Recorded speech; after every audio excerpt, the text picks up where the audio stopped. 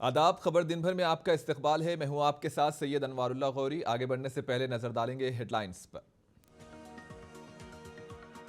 ममता बनर्जी की बीजेपी पर तनकीद, कहा बीजेपी 2024 में नहीं आएगी इख्तिदार में।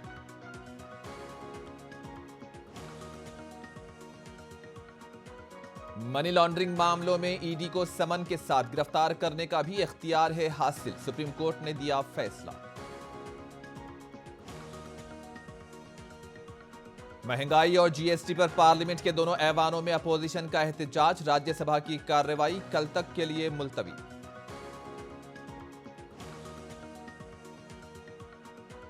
एक गरीब खातून को किया जा रहा है परेशान, सोनिया गांधी से ईडी की पूछताछ पर गुलाम नबी आजाद का तबसरा।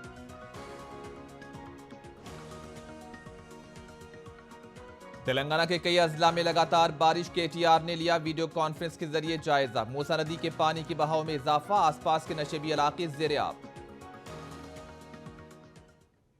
और अब खबरें तफसील से। मगरबी बंगाल की वजीर आला ममता बनर्जी ने एक बार फिर बीजेपी को निशाना बनाया है। इन्होंने इस यकीन का इजहार किया है कि बीजेपी 2024 में इख्तिदार में नहीं आएगी। तृणमूल कांग्रेस की सदर ममता ने कहा कि बीजेपी के पास कोई काम नहीं है, उनका काम सरकारी एजेंसीज के जरिए रियासती हुकूमतों पर कब्जा करना है। ममता ने कहा कि बीजेपी ने महाराष्ट्र पर कब्जा किया, अब झारखंड में कोशिशें जारी हैं, लेकिन बंगाल उन्हें शिकस्त देगा। बंगाल को तोड़ना इतना आसान नहीं है, क्योंकि यहां आपको पहले रॉयल बंगाल टाइगर से लड़ना होगा। मुझे यकीन है कि बीजेपी 2024 में इख्तिदार में नहीं आएगी। টাইম লাগে কবে সারদা নারদা নিয়ে বদনাম করেছেন, করলো সিপিএম এর আমলে, ধরলেন আমাদের লোকেদের, মহা মুশকিল হলো সিপিএম আমলে, আর ধরলেন আমাদের লোকেদের। 10 বছর হয়ে গেছে, আজ পর্যন্ত কেউ জানে না কেসে ভবিষ্যৎ কি। রবীন্দ্রনাথ ঠাকুরের নোবেল প্রাইজ চুরি হয়ে গেল, 22 বছর হয়ে গেল, সিবিআই কিছু করতে পারলো না। সিঙ্গুরের লোকগুলো মারা গেল, তাপসী মালিককে পুড়িয়ে মারা হলো, কিছু করতে পেরেছে? নন্দীগ্রামে অতগুলো লোক মারা গেল, কিছু করতে পেরেছে? কেন কেস উইদিন টাইমে বিচার হবে না? বিচারের বাণী কেন নীরবে নিভৃতে কাঁদবে? আমি চাই এই কেসের 3 মাসের মধ্যে যদি আমরা রেপ কেসের ব্যাপারে, পস্কো কেসের ব্যাপারে ফাস্ট ট্র্যাক কোর্ট করতে পারি, এসব কেসের ব্যাপারেও। अदाकार से सियासतदान बनने वाले मगरबी बंगाल बीजेपी के लीडर मिथुन चक्रवर्ती ने चहारशंबे के रोज चौंका देने वाला दावा किया। एक प्रेस कॉन्फ्रेंस से खिताब करते हुए बॉलीवुड के सीनियर अदाकार ने कहा कि टीएमसी के 38 एमएलए हमारे साथ राब्ते में हैं। इन्होंने दावा किया कि वो खुद 21 एमएलए से बातचीत कर रहे हैं। वाज़ेह है कि मगरबी बंगाल में 294 अरकान असेंबली हैं। गुज़िश्ता इंतखाबात में हुक्मरान टीएमसी ने 213 जबकि बीजेपी ने 77 सीटों पर जीत हासिल की थी। ताहम बीजेपी की मुतादद अरकान ने बादअज़ां टीएमसी में शमूलियत इख्तियार कर ली और ऐसे में मिथुन चक्रवर्ती ने नया दावा करके सबको हैरत में डाल दिया है। আমরাই দায়ী, অন্যদিকে আঙুল তুলে কি লাভ? আমরা সবাই দায়ী, আমরাই তো ভোট দিয়ে আনি। কারণ এখন যে জায়গায় দাঁড়িয়ে গেছে, at least specially Bengal state, God only save our state, আর কি বলবো। ঠিক আছে, উনি বলেছেন ঠিক আছে, আমরা বিজেপি আসবে না, তার পরের বছর আসবে, আমরা লড়াই ছাড়বো না। Let's be sure about it. হ্যাঁ, কেন্দ্রেই বলছি তো, কেন্দ্রে যদি বিজেপি না আসে, একটা বলবো 18টা এখন হাতে আর 4টে হামাগুড়ি দিচ্ছে। আমার থেকে কেউ এটা বেশি বোঝে না, এটা জিত না হার, কারণ আমি একটা ফুটপাথ থেকে উঠে আসা এই জায়গার একজন অ্যাক্টর। তো for me it's a big thing. এইটা সম্পূর্ণ নির্ভর করছে আমাদের এখানকার নেতা আর আমার সবকিছু সেন্টার থেকে তারা ডিসাইড করে দেন, তারা ম্যানুভার করেন ওটা। लोकसभा में महंगाई और जीएसटी के मामले पर अपोजिशन के हंगामे की वजह से ऐवान की कार्रवाई मुतासिर रही। कांग्रेस समेत कुछ अपोजिशन जमातों के अरकान ने ऐवान के वस्त में पहुंचकर एहतजाज किया। सुबह 11 बजे जैसे ही लोकसभा स्पीकर ओम बिरला ने वक्फे सवालात का आगाज किया, अपोजिशन के अरकान हाथों में प्लकार्ड से थामे नारे लगाते हुए ऐवान के वस्त में आ पहुंचे। ओम बिरला ने ऐवान में अरकान पार्लियामेंट को अपनी नशिस्तों पर जाने की अपील की, लेकिन अरकान पार्लियामेंट ने इनकी अपील पर कोई तवज्जो नहीं दी। जबकि राज्यसभा की कार्रवाई को कल तक के लिए मुलतवी कर दिया गया।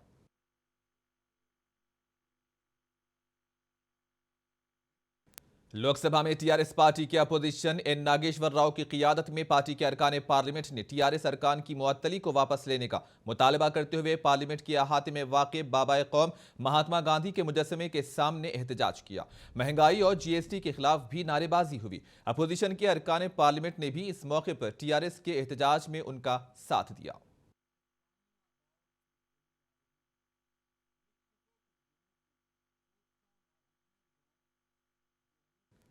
सुप्रीम कोर्ट के चीफ जस्टिस एनवी रमना ने कहा है कि अगर सहाफत आजादाना तौर पर काम करेगी तो ये जमहूरियत की रीढ़ की हड्डी होगी। लोकसभा स्पीकर ओम बिरला ने राजस्थान मैगजीन के सरबराह गुलाब चंद्र कटारिया की किताब की इजरा की सदारत की। इस मौके पर चीफ जस्टिस रमना ने कहा कि सहाफी लोगों की आंख और कान होते हैं। मीडिया इदारों को अपनी जिम्मेदारी समझनी चाहिए कि वो सच बोलें और ईमानदार रहें। यह दावा किया जाता है कि तिजारती मफादात अक्सर आज़ाद सहाफत की रूह को कमजोर करते हैं, जिसके नतीजे में जमहूरियत को नुकसान पहुंचता है। इन्होंने कहा कि मैंने कानून की तालीम हासिल करने से पहले कुछ दिन बतौर सहाफी काम किया और खबरें जमा करने के लिए बस में भी सफर किया। इन्होंने इस बात पर तशवीश का इजहार किया कि आज के नौजवान किताबें नहीं पढ़ते।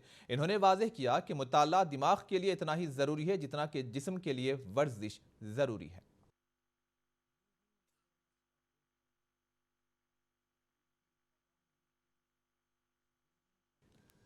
नेशनल हेराल्ड अखबार से मुतालिक मनी लॉन्ड्रिंग केस में कांग्रेस सदर सोनिया गांधी आज फिर ईडी के दफ्तर में हाजिर हुई। इस मौके पर पार्टी की जनरल सेक्रेटरी और उनकी दोख्तर प्रियंका गांधी भी उनके हमराह थी। ईडी के अफसरान ने सोनिया गांधी से तीसरे दौर की पूछताछ की। इसी दौरान सोनिया गांधी लंच के लिए ईडी दफ्तर से बाहर निकली। इत्तला है कि उन्हें ईडी की जानिब से कोई ताज़ा समन जारी नहीं किया गया। इससे कबल मंगल को इनसे दूसरे दौर की पूछताछ की गई थी। तकरीबन 6 घंटे की पूछताछ में ईडी ने कांग्रेस सदर से 50 सवालात पूछे। ईडी के एक सीनियर ओहदेदार ने बताया कि ईडी के कुछ सवालात के जवाब में सोनिया गांधी ने पता नहीं कहकर अपना दामन बचा लिया और उन अहम सवालात से बचने की कोशिश की। ईडी ने 21 जुलाई को पहली बार सोनिया गांधी से पूछताछ की थी। इस दिन उनसे 28 सवालात पूछे गए थे।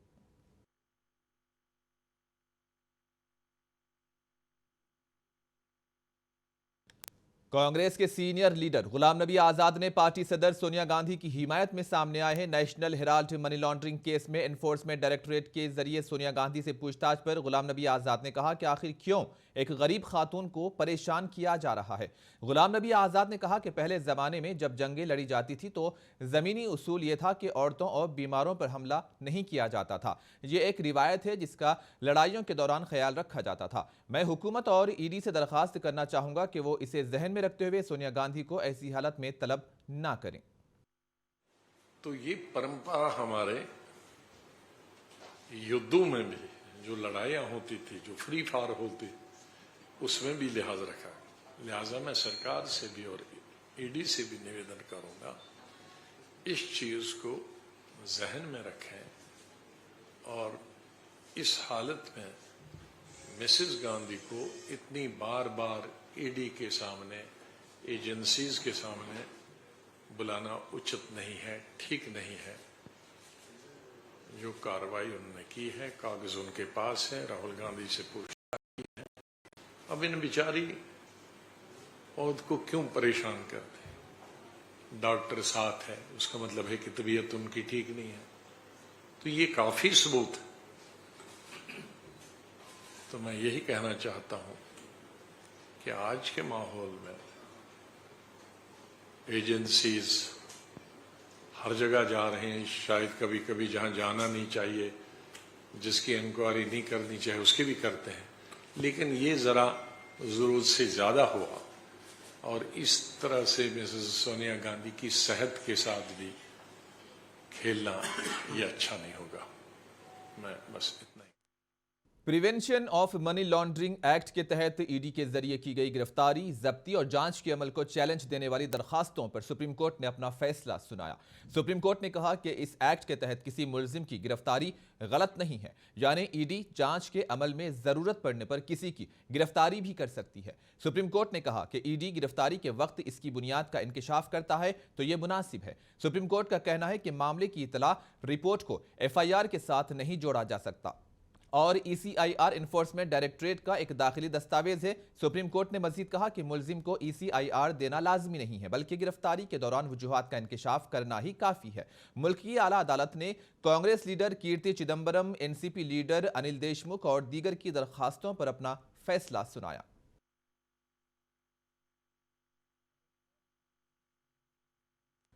हैदराबाद में भी ईडी की तलाशी ने हलचल मचा दी है। ईडी शहर में बैक वक्त 8 मुकामात पर जांच कर रही है। अफसरान चीकोटी प्रवीण और माधव रेड्डी के घर की तलाशी ले रहे हैं, जो जुए के अड्डों के मुकामी एजेंट हैं। IS सदन में प्रवीण की रिहाइशगाह और बोयनपल्ली में माधव रेड्डी के घर पर ईडी के छापे मारे गए। चीकोटी प्रवीण और माधव रेड्डी पर हिंद नेपाल सरहद पर कैसीनो चलाने का इल्जाम है। इसी पस मंजर में ईडी ने फिमा कवानीन के तहत एक केस भी दर्ज किया है और तहकीकात के हिस्से के तौर पर तलाशी ली है। CBI चीकोटी प्रवीण के खिलाफ पहले ही मुकदमा दर्ज कर चुकी है।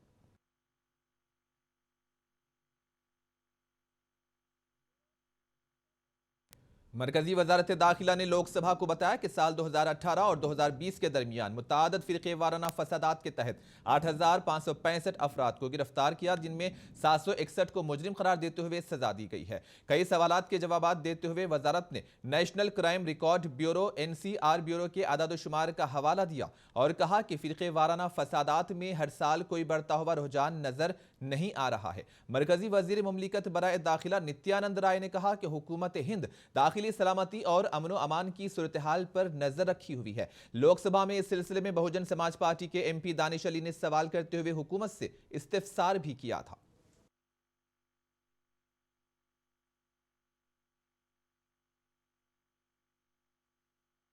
मरकजी वजीर फाइनेंस प्रहलाद जोशी ने रियासत कर्नाटक बेल्लारी जिले BJP युवा मोर्चा कमेटी के रुकन प्रवीण नीटारू के कत्ल के मामले पर बात करते हुए कहा कि इस कत्ल के पीछे पॉपुलर फ्रंट ऑफ इंडिया और social democratic party of India का हाथ हो सकता है।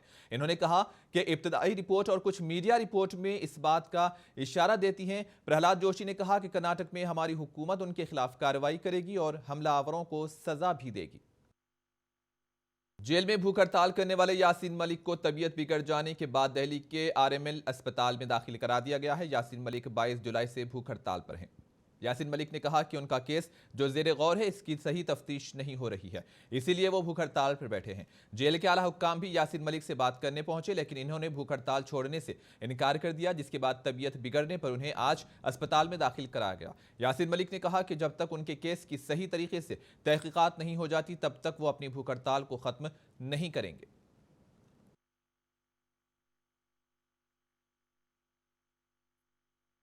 आज डॉक्टर APJ अब्दुल कलाम की 7वीं बरसी है। मिसाइल मैन के नाम से मशहूर अब्दुल कलाम एक अजीम मुफक्किर, मुसन्निफ और साइंसदान के साथ साथ हिंदुस्तान के 11वें सदर रहे। आज अगरचे डॉक्टर APJ अब्दुल कलाम हम सब के दरमियान नहीं हैं, लेकिन उनकी मिसाली जिंदगी मुल्क के हर बाशिंदे को जिंदगी में आगे बढ़ने और कामयाबी की सीढ़ियों पर चलते रहने की तरगीब देती है। एरोस्पेस साइंसदान होने के अलावा डॉक्टर APJ अब्दुल कलाम ने 2002 से 2007 तक हिंदुस्तान के 11वें सदर के तौर पर खिदमत अंजाम दी। इन्होंने मुल्क के दिफा में अहम किरदार अदा किया। DRDO और इसरो के साथ भी काम किया। हिंदुस्तान में हर कोई इन्हें मिसाइल मैन के नाम से भी जानता है। डॉक्टर APJ अब्दुल कलाम ने पोखरान 2 में मरकजी किरदार अदा किया, जो हिंदुस्तान को आलमी ताकत बनाने के लिए सबसे अहम जौहरी तजुर्बात में से एक है। इसके साथ इन्होंने दिफाई शोबे को आगे लेकर हिंदुस्तानी बैलिस्टिक मिसाइल और लॉन्च व्हीकल टेक्नोलॉजी भी तैयार की थी। डॉक्टर APJ अब्दुल कलाम की बरसी पर अहम शख्सियतों ने खिराज पेश किया।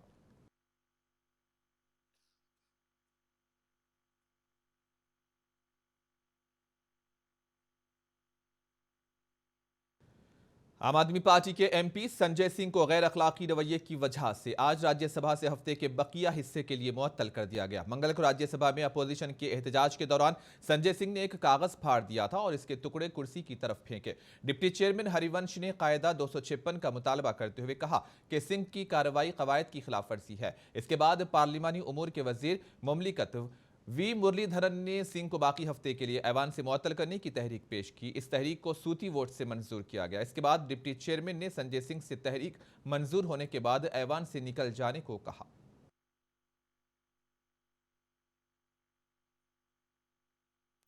महाराष्ट्र के वजीर आला और शिवसेना के बागी लीडर एकनाथ शिंदे ने साबिक वजीर आला और शिवसेना के सरबराह उद्धव ठाकरे को उनकी सालगिरह पर मुबारकबाद दी है। इस सिलसिले में इन्होंने एक ट्वीट किया। अपने ट्वीट में उद्धव ठाकरे को साबिक वजीर आला कहकर मुखातिब किया। एकनाथ शिंदे महाराष्ट्र के साबिक वजीर आला इज्जत मआब उद्धव ठाकरे को सालगिरह मुबारक, वो लंबी और सेहतमंद जिंदगी गुजारें।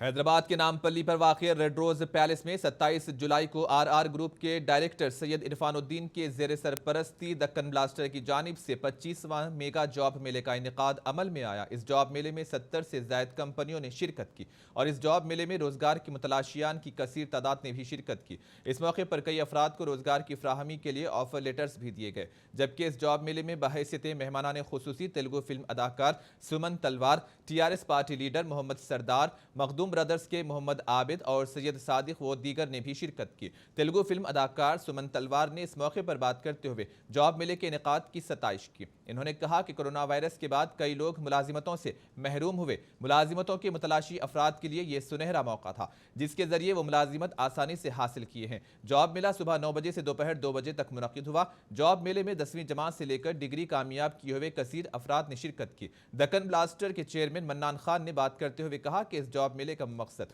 मुलाजिमत की तलाश करने वालों को रोजगार से जोड़ना है, ताकि बेरोजगार अफराद को रोजगार के मौके फराहम किए जा सके। इस जॉब मेले के मौके पर तेलुगु फिल्म अदाकार सुमन तलवार और दीगर को तहनीत भी पेश की गई। जॉब मेले में काउंटर्स कायम करने वाली कंपनियों में सर्टिफिकेट्स भी तकसीम किए गए। क्वालिफिकेशन है वो सब है, दे रहे हैं और वेरियस फील्ड्स में, इसमें कोई फील्ड यही फील्ड वो फील्ड नहीं है, वेरियस फील्ड। सो चॉइस दिया, मन्नन हैज गिवन चॉइस। तो क्वालिफिकेशन वो आपका चॉइस है, अगर आना है, देखना है, स्टॉल्स को देखना है और अप्लाई कर सकते हैं और इमीडिएटली आपका जॉब का इमीडिएटली ऑनलाइन चल रहा है। It's really great and I don't know, ऊपर वाले का आशीर्वाद मन्नन और उसका फैमिली को होना चाहिए, क्योंकि कितना लोग आज शाम तक चल रहा है। I don't know how many thousands of people will get job, कितना हज़ारों लोगों को मिलेगा मालूम नहीं है। रियली आज मैं बहुत खुश हूँ कि एक अच्छा प्रोग्राम के लिए आबिद भाई ने मुझे बुलाया एंड मैं ये प्रार्थना करता हूँ कि ऑल ब्लेसिंग्स मन्नन जी को जाए और भी ऐसे प्रोग्राम्स रखना है बहुत लोगों के, क्योंकि गवर्नमेंट से हम हर बार एम्प्लॉयमेंट के बारे में चर्चा करके वो बात करके हमें बहुत लेट होता है। तो ऐसे लोग आना चाहिए रियली। ये सब पूरा ऊपर से जो गॉड का एंजल बोलते हैं, देयर ऑल एंजल्स। जो लोग काम नहीं है, घूमते हैं, क्वालिफाई है, काम नहीं है और फिर एज चल रहा है, तो उन लोगों के लिए एक बहुत बड़ा ये सुंदर प्रोग्राम है। Really I appreciate Manan ji, once again all the best Manan ji, once again Abid भाई, ऑल द पीपल। आज जो सब लोगों को जो मिला है, सब लोग they have to thank Manan.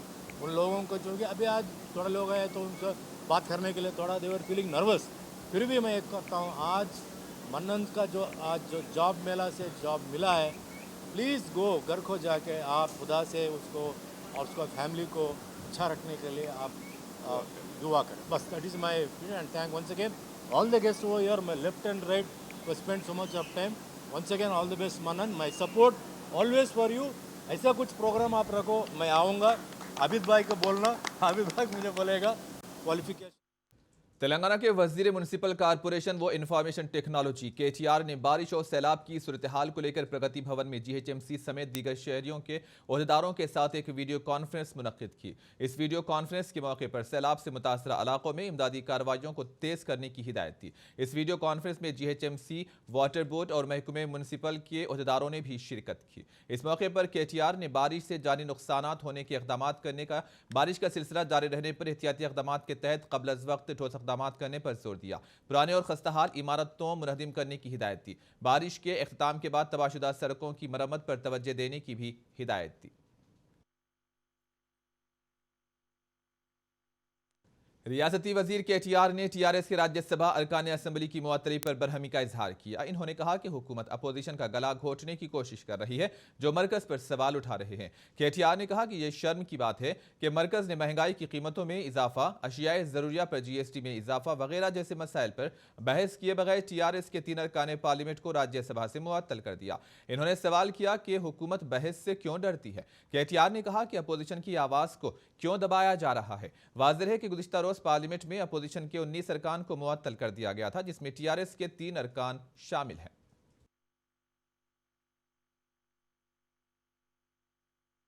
Telangana BJP के सदर बंडी संजय ने कांग्रेस लीडर कोमट रेड्डी राजगोपाल रेड्डी की पार्टी में शमूलियत पर वजाहत दी है। मीडिया से बात करते हुए बंडी संजय ने कहा कि कोमट रेड्डी यकीनी तौर पर चंद दिनों में बीजेपी में शामिल होंगे। इन्होंने कहा कि कोमट रेड्डी ने कुछ दिन पहले ही नई दिल्ली में मरकजी वजीर अमित शाह से मुलाकात की थी। इन्होंने मजीद कहा कि खम्मम और नलगुंडा से बहुत लोग बीजेपी में शामिल होंगे। बंडी संजय ने कहा कि अगर केटीआर कबल अज वक्त इंतखाबात के लिए तैयार होते हैं तो टीआरएस अरकान इसके खिलाफ आवाज उठाएंगे। इन्होंने मजीद कहा कि केसीआर कानून साज अरकान को फंड्स अलाट करने में नाकाम रहे, जिसकी वजह से वो अपने हलकों का दौरा करने के मौक़िफ़ में नहीं है।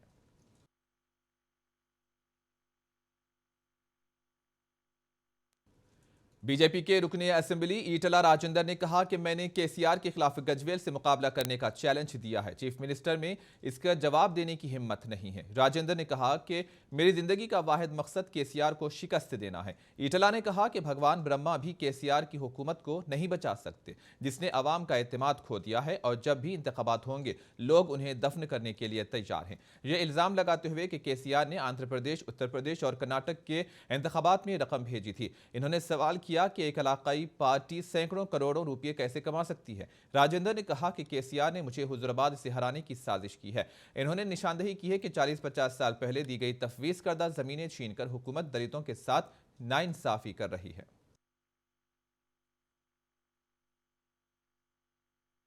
तेलंगाना प्रदेश कांग्रेस सदर रेवंत रेड्डी ने चीफ मिनिस्टर केसीआर और वजीर आजम मोदी पर रियासत के साथ नाइंसाफी करने का इल्जाम लगाया है। इन्होंने कहा कि यह शर्म की बात है कि रियासत में सैलाब से भारी नुकसान होने के बावजूद मरकज और रियासती हुकूमतों ने मुनासिब इक़दाम नहीं किए। रेवंत रेड्डी ने कहा कि केसीआर अपने घर से बाहर नहीं निकलते, लेकिन कहते हैं कि वो दिल्ली में सुनामी पैदा करेंगे।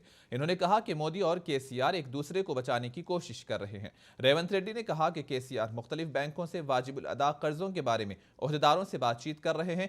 इन्होंने तनकीद करते हुए कहा कि वो ठेकेदारों को बिल देने और कर्जे लेने के बाद कमीशन लेने का मंसूबा बना रहे हैं। इन्होंने कहा कि रियासत की आवाम को केसीआर के मामले पर तवज्जो देनी चाहिए।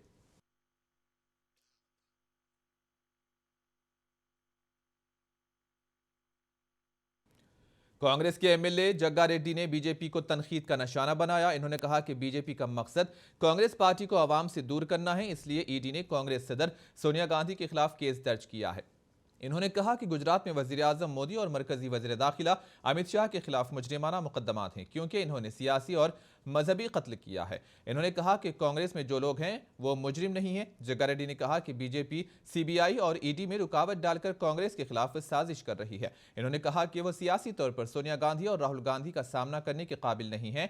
वो छोटी मोटी वजूहात की बिना पर उन्हें परेशान कर रहे हैं। इन्होंने पुरअमन धरना देते वाले राहुल गांधी की गिरफ्तारी पर भी सवाल उठाए और कहा कि हुकूमत सोनिया और राहुल गांधी से खौफजदा है, इसलिए उन्हें परेशान करने की कोशिश कर रही है।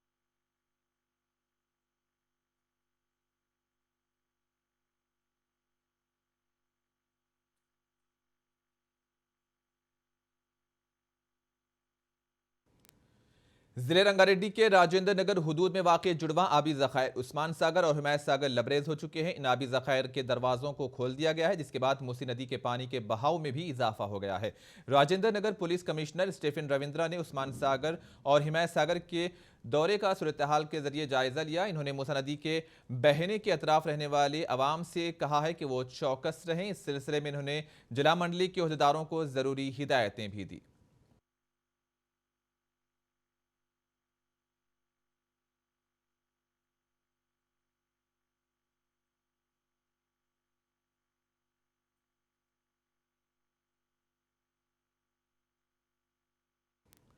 महाराष्ट्र के अमरावती जिले में केमिस्ट अमीश कोल्हे कत्ल के मुलजिम शाहरुख पठान पर आर्थर रोड जेल में कुछ कैदियों ने हमला कर दिया। इन कैदियों के खिलाफ एफआईआर दर्ज कर ली गई है। रिपोर्ट के मुताबिक आर्थर रोड जेल के बैरक नंबर 7 में बंद मुलजिम शाहरुख पठान ने नुपुर शर्मा के दिए गए बयान पर अमीश कोल्हे का कत्ल करने की बात जब बैरक में मौजूद दीगर कैदियों को बताई तो उस वक्त मौजूद कल्पेश पटेल, हेमंत मनेरिया, अरविंद यादव, श्रवण और संदीप जाधव ने शाहरुख खान पर हमला कर दिया। अमरावती में दवा की दुकान चलाने वाले अमीश कोल्हे को 21 जून को रात घर लौटते वक्त कत्ल कर दिया गया था। उनके साथ उनकी बीवी भी मौजूद थी। तभी बाइक सवार 2 शख्स पीछे से आए और उनका गला काट कर कत्ल कर दिया था।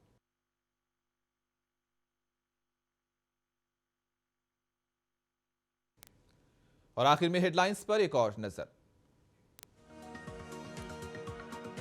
ममता बनर्जी की बीजेपी पर तनकीद, कहा बीजेपी 2024 में नहीं आएगी इख्तिदार में।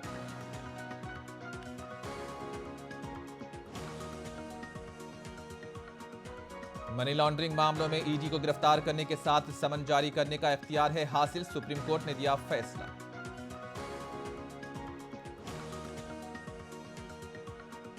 महंगाई और जीएसटी पर पार्लियामेंट के दोनों ऐवानों में अपोजिशन का एहतजाज, राज्यसभा की कार्रवाई कल तक के लिए मुलतवी।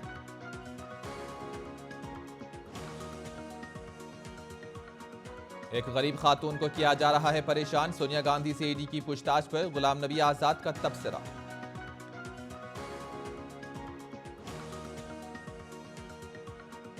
तेलंगाना के कई अजला में लगातार बारिश, केटीआर ने लिया वीडियो कॉन्फ्रेंस के जरिए जायजा, मूसा नदी के पानी के बहाव में इजाफा, आसपास के नशेबी इलाके ज़ेर-ए-आब।